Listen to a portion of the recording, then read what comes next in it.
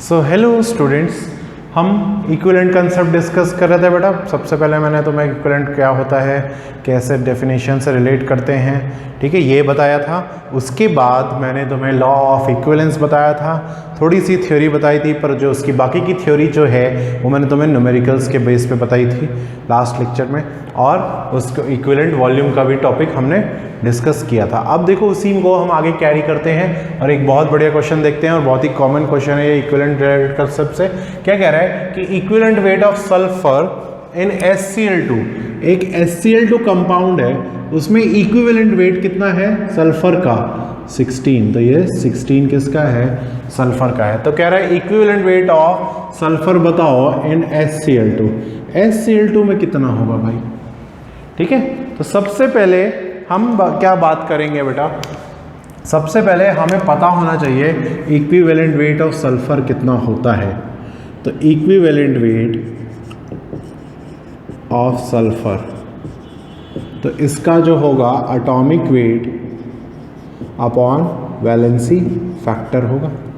Atomic weight होता है बेटा 32, वैलेंसी फैक्टर होता है सल्फर पे 2, ठीक है, ऐसे होता है सल्फर। ये देखो सल्फाइड आयन S-2, जैसे O-2 होता है तो उसी ग्रुप में होता है, ठीक है। तो ये हुआ 16, ठीक है, तो ये हुआ 16। समझ में आया भाई यहाँ तक की बात। आगे को कंटिन्यू करते हैं। देखो तो हम देखते हैं HCl2 की बात करते हैं सबसे पहले। HCl2 सल्फर डाइक्लोराइड, ठीक है। तो HCl2 में देखो 1 मोल सल्फर के लिए हमारे पास 2 मोल क्लोरीन है, ठीक है। 1 मोल सल्फर के लिए हमारे पास 2 मोल क्लोरीन है।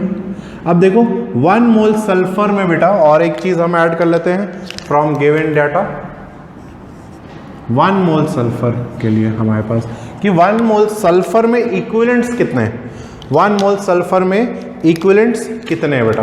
तो देखो इक्विवेलेंट्स निकालने हैं मुझे, तो इक्विवेलेंट्स ऑफ सल्फर क्या हो जाएगा, मोल इनटू वैलेंसी फैक्टर। तो 1 मोल सल्फर का वैलेंसी फैक्टर 2, तो उसमें इक्विवेलेंट्स कितने हो जाएंगे, 2 इक्विवेलेंट्स हो जाएंगे।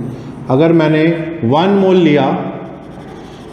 लिया तो इक्विवेलेंट्स कितने होंगे, 2, एक सल्फर के 2। तो यहाँ देखो 1 मोल सल्फर 2 मोल क्लोरीन, मैं 1 मोल सल्फर को 2 इक्विवेलेंट्स लिख सकता हूँ। तो 2 इक्विवेलेंट्स ऑफ सल्फर, और देखो क्लोरीन का वैलेंसी फैक्टर कितना बेटा, क्लोरीन की भी बात करते हैं। तो क्लोरीन हम ऐसे लिखते हैं Cl-, इसका वैलेंसी फैक्टर कितना 1। तो देखो इसमें इक्विवेलेंट मोल इनटू वैलेंसी फैक्टर कितना है 1। तो इक्विवेलेंट और मोल क्या हो जाएंगे बराबर, एक इक्विवेलेंट एक मोल, किसके लिए, क्लोरीन के लिए। तो 2 equivalent of sulphur, 1 mole of sulphur मतलब 1 मोल ऑफ सल्फर मतलब 2 equivalent of sulphur, 2 mole of chlorine मतलब 2 इक्विवेलेंट ऑफ क्लोरीन ओनली। क्यों, क्योंकि इसका वैलेंसी फैक्टर 1 होता है। तो इसका 1 मोल 1 इक्विवेलेंट, इसका 1 मोल 2 इक्विवेलेंट। क्यों, क्योंकि इसका वैलेंसी फैक्टर 2 है। सो आई होप समझ आया। सल्फर के लिए 2 है, क्लोरीन के लिए 1 ही है, वैलेंसी फैक्टर 1 ही है, ठीक है। इसलिए तो देखो 2 इक्विवेलेंट सल्फर के 2 इक्विवेलेंट क्लोरीन के साथ कंबाइन हो रहे हैं किसमें, HCl2 में। तो मैं बोल सकता हूँ 1 इक्विवेलेंट ऑफ सल्फर है तो वो 1 इक्विवेलेंट ऑफ क्लोरीन से ही कंबाइन होगा। और 1 इक्विवेलेंट ऑफ क्लोरीन का इक्विवेलेंट वेट कितना होगा, तो वो भी निकाल लेते हैं। Equivalent weight of chlorine is equal to atomic weight by valency factor. अब क्योंकि वैलेंसी फैक्टर 1 है तो इक्विवेलेंट वेट क्लोरीन का बराबर हो जाएगा एटॉमिक वेट क्लोरीन से, सिंपल। तो एटॉमिक वेट होता है 35.5, तो यही क्या हो जाएगा, इक्विवेलेंट वेट भी हो जाएगा। तो 1 इक्विवेलेंट ऑफ क्लोरीन हुआ 35.5,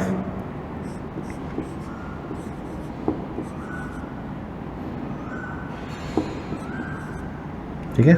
1 इक्विवेलेंट ऑफ क्लोरीन इज 35.5। तो ये हमने फाइंड कर लिया इस फार्मूले से, इक्विवेलेंट वेट ऑफ क्लोरीन 35.5। अब ये इक्विवेलेंट वेट ऑफ क्लोरीन हम पुट करेंगे इसमें, ठीक है।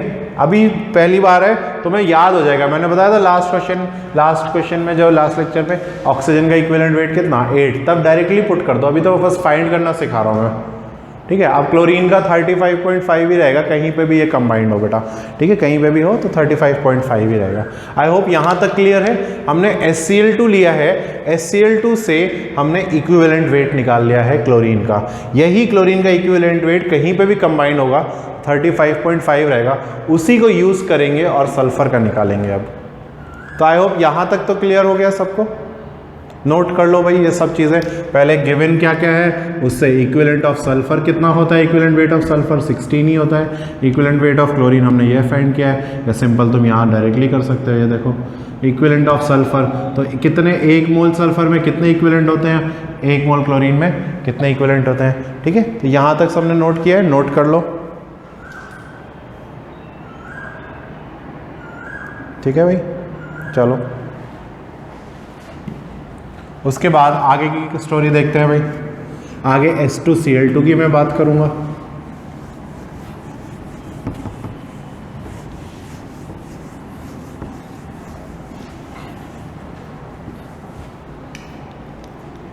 ठीक है, तो अब हम बात करेंगे H2Cl2 की, क्योंकि फाइंड भी इसी में करना है कि इसमें कितना है सल्फर का इक्विवेलेंट वेट। तो देखो इसके बारे में लिखते हैं। देखो इसमें क्या दिख रहा है हमें, 2 मोल सल्फर कंबाइन कर रहा है 2 मोल क्लोरीन के साथ, ठीक है, 2 मोल सल्फर कंबाइन कर रहा है 2 मोल क्लोरीन के साथ। तो देखो इक्विवेलेंट्स में कन्वर्ट कर सकते हैं, हमें पता है 1 मोल सल्फर में 2 इक्विवेलेंट्स होते हैं, तो मैं इसको डायरेक्टली लिख दूँ 4 इक्विवेलेंट्स ऑफ सल्फर कंबाइन कर रहे हैं 2 इक्विवेलेंट्स ऑफ क्लोरीन के साथ। इक्विवेलेंट कंसेप्ट में सब इक्वल होते हैं, तो बताओ 1 इक्विवेलेंट ऑफ क्लोरीन कितने सल्फर के साथ कंबाइन करेगा, 2 इक्विवेलेंट ऑफ सल्फर के साथ कंबाइन करेगा, ठीक है। 1 इक्विवेलेंट ऑफ क्लोरीन 2, क्योंकि 4 इक्विवेलेंट 2 के साथ कर रहे थे, तो 1 कितने के साथ करेंगे, हमने इस बार थोड़ा ऑपोजिट अप्रोच लिया है। तो 1 इक्विवेलेंट कंबाइन करेंगे 2 इक्विवेलेंट के साथ, और 1 इक्विवेलेंट ऑफ सल्फर का मास होता है 16, तो since equivalent weight of 1 equivalent of sulfur is 16, so therefore equivalent weight of 2 equivalents of sulfur will be कितना हो जाएगा भाई, 2 into 16 that is 32, ठीक है। तो H2Cl2 में इक्विवेलेंट वेट ऑफ सल्फर कितना हो जाएगा, 32। आई होप समझ आया होगा बेटा। अब पहला वाला पार्ट में थोड़ा एक्सप्लेनेशन मैंने ज़्यादा किया था, वो क्लैरिटी क्लियर करने के लिए कैसे इक्विवेलेंट वेट हम रिलेट करते हैं। पर अब तुम किसी में, आपको मैं कुछ भी गिवन हो, H3Cl3 गिवन हो, HCl3 गिवन हो, HCl6 गिवन हो, है ना, SF4 गिवन हो, कुछ भी गिवन हो, हम उसमें उसका इक्विवेलेंट वेट निकाल सकते हैं। हम निकाल सकते हो बेटा, बस ठीक है। नोट करो और सब कुछ डिटेल में लिख लो भाई, ठीक है। चलो बेटा नेक्स्ट क्वेश्चन देखते हैं। नेक्स्ट क्वेश्चन में क्या कह रहा है, equivalent weight of metal M, metal का नाम मेटल लिखा है, हम M मान लेते हैं, is double that of oxygen. पहली लाइन देखो, गिवन क्या है, मतलब क्या कह रहा है कि मेटल का जो इक्विवेलेंट वेट है, मेटल का कुछ भी इक्विवेलेंट वेट है मेटल का, वो ऑक्सीजन के इक्विवेलेंट वेट से कितना है बेटा, डबल, 2 टाइम्स, ठीक है, 2 टाइम्स है। ऑक्सीजन का इक्विवेलेंट वेट पता है हमें पहले से, न्यूमेरिकल से पता है, फिर भी फाइंड कर लेते हैं। चलो फाइंड करते हैं। तो इक्विवेलेंट वेट ऑक्सीजन का कितना होगा, मैं ऑक्सीजन का इक्विवेलेंट वेट फाइंड करने के बता रहा हूँ, तो ये हो जाएगा molecular weight upon valency factor. एक चीज़ देखो उससे पहले कि रिएक्शन क्या होगी, मेटल प्लस ऑक्सीजन, तो ये देगा M2OX। X जो है वो वैलेंसी है, X हम ले लेते हैं वैलेंसी ऑफ मेटल, ठीक है। सपोज देखो कंपाउंड कैसे बनता है बेटा, तो M पे वैलेंसी होगी, O पे ये होगा, क्रॉस मल्टीप्लाई कर देते हैं तो हमें M2X। अब अगर X की वैल्यू मतलब वैलेंसी 1 है, सपोज सोडियम पोटेशियम है, तो ये क्या हो जाएगा Na2O। अगर बेरिलियम है तो सपोज कैल्शियम है तो क्या हो जाएगा, देखो calcium plus 2 oxygen Ca2O2, 2 and 2 cancel तो CaO। 3 है तो Al2O3। X की वैल्यू, इसमें X की वैल्यू 1 है, वैलेंसी 1 है, इसमें X की वैल्यू 2 है, इसमें X की वैल्यू 3 है। ऐसे करके ऑक्साइड बनते हैं। ठीक है, नोट कर लेना चाहो तो।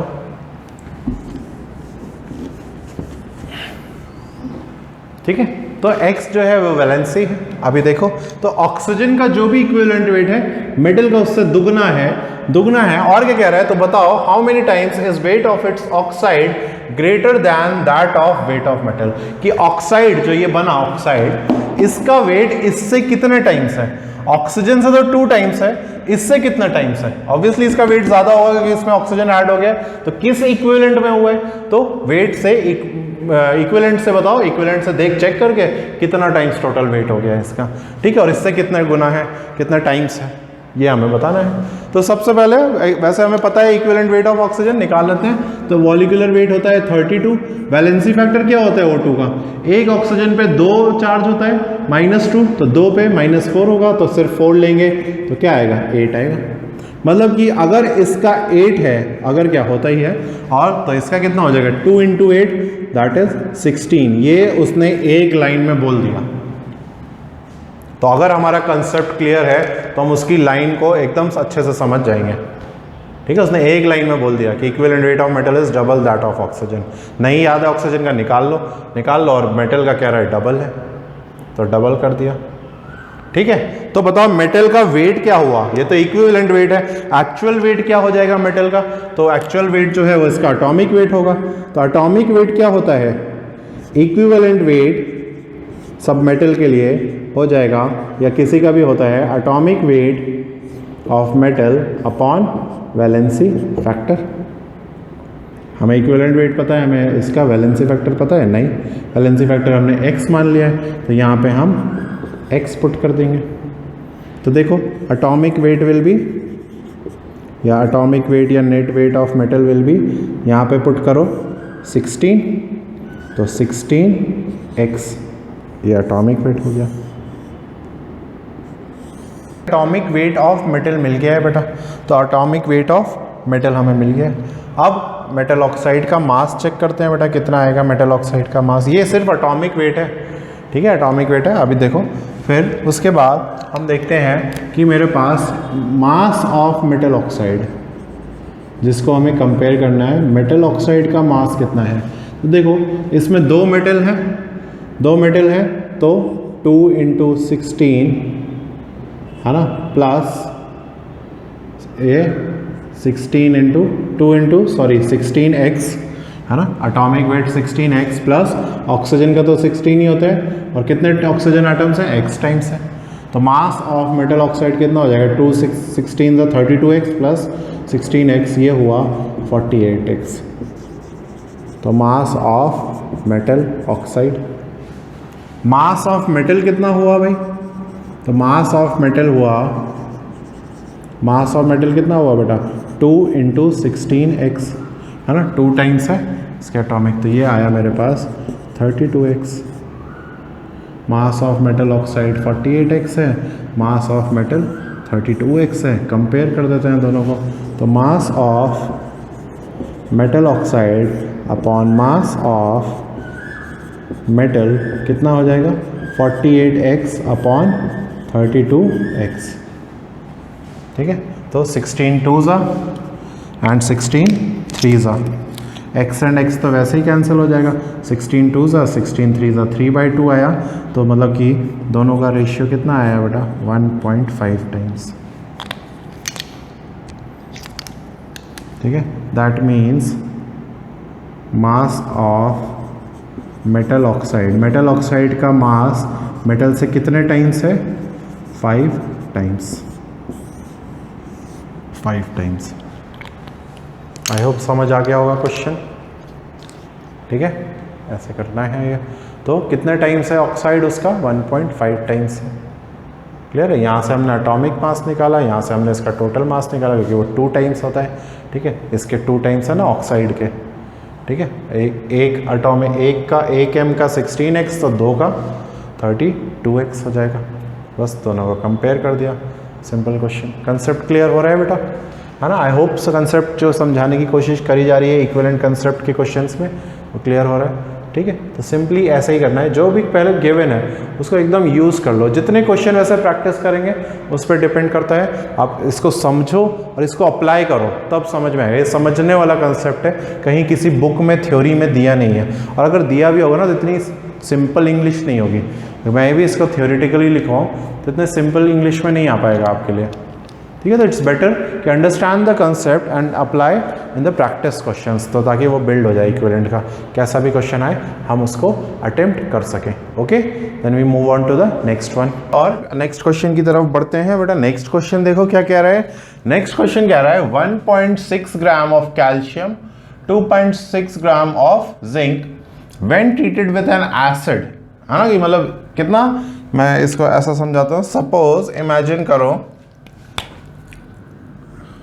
क्वेश्चन विजुअलाइज करना ज़रूरी है तभी हमें सिंपल लगेगा। सपोज मेरे पास एसिड पड़ा हुआ है खूब, तुम ये मत लो कि 2 बीकर में ये शुरू में, ठीक है।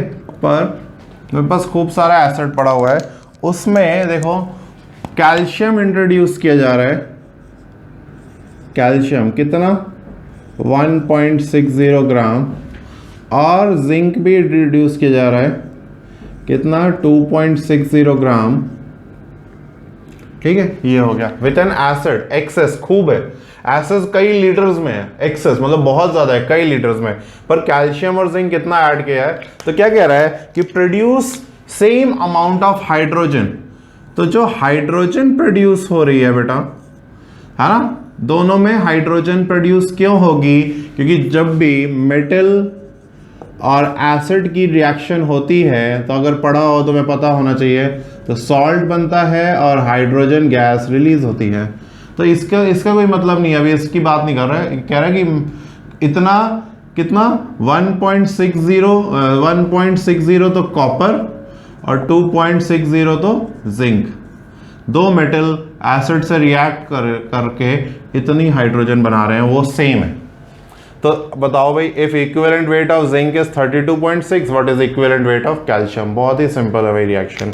देखो यहां पे इसके लिए जो रिएक्शन होगी, देखो कैल्शियम प्लस एसिड, कोई भी वो जो भी सॉल्ट बनाए प्लस हाइड्रोजन जो रिलीज हो रही है, ठीक है। ऐसे इसके लिए रिएक्शन होगी जिंक प्लस एसिड, कुछ भी बनाए सॉल्ट, और जो भी हाइड्रोजन रिलीज हो रही है। अब वो कह रहा है ये हाइड्रोजन और ये हाइड्रोजन क्या है, इक्वल, है ना। जो रिलीज हो रही है हाइड्रोजन वो क्या है, सेम अमाउंट, सेम मतलब इक्वल है। इक्वल है तो जो भी, देखो अब इक्वल है, समझे, ये दोनों इक्वल है। तो अब देखो इन अ केमिकल रिएक्शन, एक केमिकल रिएक्शन में according to law of equivalence क्या होता है बेटा, इक्विवेलेंट ऑफ कैल्शियम, रिएक्टेंट और रिएक्टेंट के सेम होंगे, जितने इक्विवेलेंट कैल्शियम के होंगे उतने इक्विवेलेंट एसिड के भी यूज होंगे, और उतने ही इक्विवेलेंट सॉल्ट बनेगा, और उतने ही इक्विवेलेंट हाइड्रोजन भी रिलीज होगा। यही होता है लॉ ऑफ इक्विवेलेंस। यहां पे हमें और किसी से मतलब नहीं है, तो मैं कह रहा हूं equivalent of calcium is equal to equivalent of product, यानी कि हाइड्रोजन। एक देखो ये होगी बात। इस पे आ जाओ, इस पे भी same law of equivalence apply कर सकते हो। तो equivalent of zinc is equal to equivalent of hydrogen, ठीक है। अब देखो जो इक्विवेलेंट ऑफ हाइड्रोजन है ये क्या है बेटा, ये तो सेम है।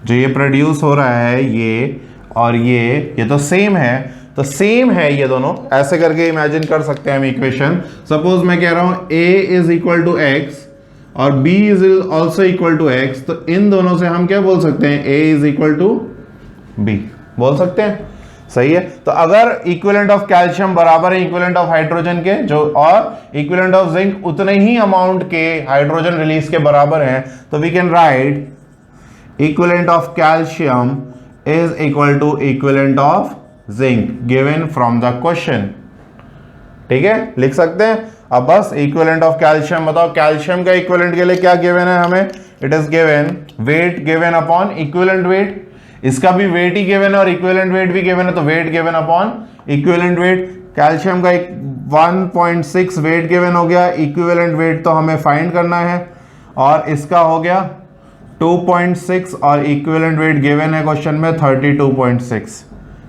ये हो गई इक्वेशन, बस इसको सॉल्व कर देते हैं, सॉल्व कर दो बेटा, तो इक्विवेलेंट वेट हो जाएगा, कितना हो जाएगा देखो 1.6 इंटू 32.6 अपॉन 2.6। सॉल्व करो क्वेश्चन को और इजीली आंसर लिखेंगे सब लोग अपने आप, है ना। तो इक्विवेलेंट वेट जो है कैल्शियम का समथिंग आएगा 20 ग्राम।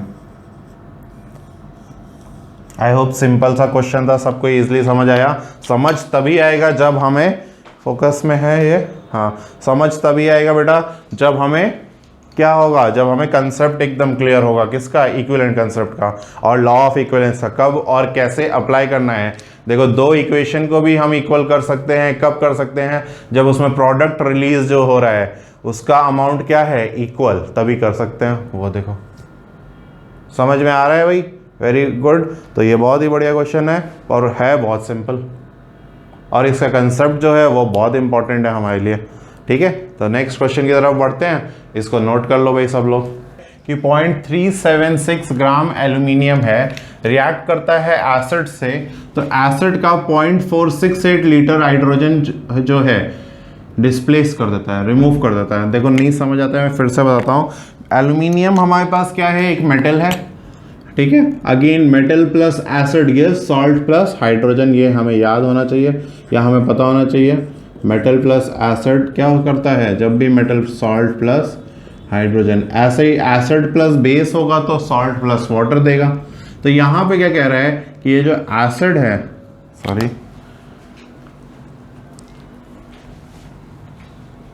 ठीक है, यहाँ पे ये जो एसिड का बीकर है,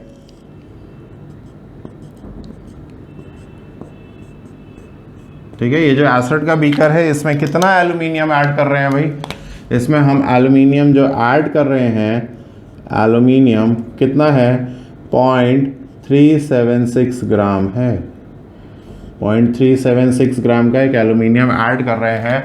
और देखो उसमें से हाइड्रोजन कितना रिलीज हो रहा है, हाइड्रोजन रिलीज हो रहा है, एसिड में से ही तो हाइड्रोजन जाता है, कितना रिलीज हो रहा है, 0.468 लीटर्स, 0.468 लीटर। तो मुझे लगता है पिछली बार के कंसेप्ट से, है ना, इतनी हाइड्रोजन रिलीज हो रही है बेटा, ठीक है। तो बस जितना ये रिलीज हो रहा होगा जिस इक्विवेलेंट में, उसी इक्विवेलेंट में ये यूज भी हो रहा होगा, ठीक है। तो दोनों के इक्विवेलेंट क्या होंगे, जितना हाइड्रोजन रिलीज होगा उतना मेटल का या एसिड का इक्विवेलेंट कंज्यूम होता जाएगा, रिएक्ट करता जाएगा, तो दोनों के इक्विवेलेंट तो बराबर ही होंगे। अगर यहाँ से सपोज ऐसा है ना कि वो जूस है, शुगर केन जूस, जितना शुगर केन डालोगे उतना जूस ग्लास में बढ़ता जाएगा।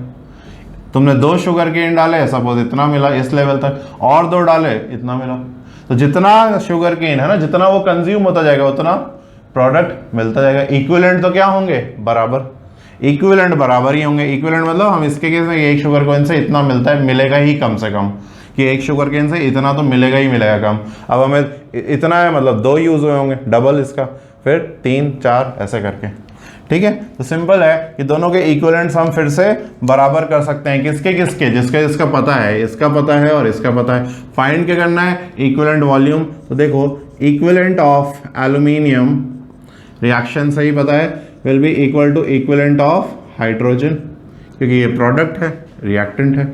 एल्यूमिनियम के इक्विवेलेंट के लिए हमें पास क्या है, देखो वेट ऑफ एल्यूमिनियम गिवन है ना, wait given upon equivalent weight of aluminium, weight upon equivalent wait. इसके लिए देखो वॉल्यूम गिवन है, तो वॉल्यूम गिवन है तो क्या हुआ, हमें क्या इसका इक्विवेलेंट निकालना नहीं आता, आता है, क्या होता है, volume given upon equivalent volume of hydrogen. हम फाइंड भी कर चुके हैं क्वेश्चन में, पर यहाँ पे हमें पूछ रहा है, तो 0.468 litre upon volume given upon equivalent volume, है ना। इक्विवेलेंट हम वेट गिवन है तो weight upon equivalent wait, volume given है तो volume given upon equivalent volume, उससे करके कैलकुलेट कर सकते हैं। तो देखो वेट गिवन कितना है बेटा, वेट गिवन इज 0.3676 ग्राम्स, तो 0.376 grams upon equivalent wait aluminium का 9 है। नहीं भी गिवन होता तो हम ऐसे निकाल लेते। देखो एल्यूमिनियम का एटॉमिक वेट कितना होता है 27, और उसके ऊपर वैलेंसी फैक्टर कितना होता है 3, तो कितना आता 9 आता, ऐसे करके, ठीक है। Is equal to 0.468 upon equivalent volume of hydrogen, ठीक है। बस कैलकुलेट करके मुझे बता दो बेटा आंसर कितना आ रहा है सब लोग।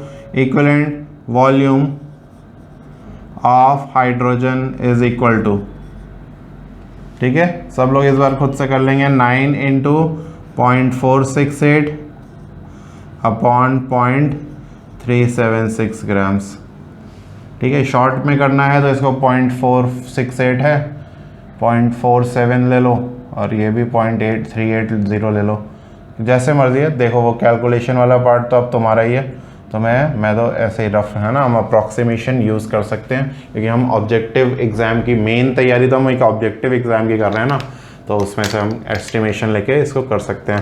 सब लोग लिखेंगे इक्विवेलेंट वॉल्यूम ऑफ हाइड्रोजन कितनी मिल रही है, ठीक है। तो ये इस तरह से है, कुछ भी वैल्यू गिवन हो सकती है। यही तो फ़ायदा है बेटा इक्विवेलेंट कंसेप्ट का। याद आया बेनिफिट्स, मोल कंसेप्ट से बेटर कैसे है, तो यही तो है। कुछ भी गिवन हो, कुछ भी क्वांटिटी कुछ भी गिवन हो, इक्विवेलेंट में सब कुछ इक्वल हो कर सकते हैं हम, ठीक है। अब समझ आ रहा है कि मोल कंसेप्ट से बेटर कैसे है, किन चीज़ों की वजह से है, तो ये ओके समझ आया। और क्वेश्चंस हम देखते जाएंगे इसके ऊपर, फिर हम इसको ख़त्म करेंगे। तुम शीट में से ट्राई करोगे, प्रैक्टिस करोगे, और फिर मुझे लगेगा कि तभी पता चलेगा कि ज़्यादा क्लियर हुआ है कि नहीं हुआ है। ओके।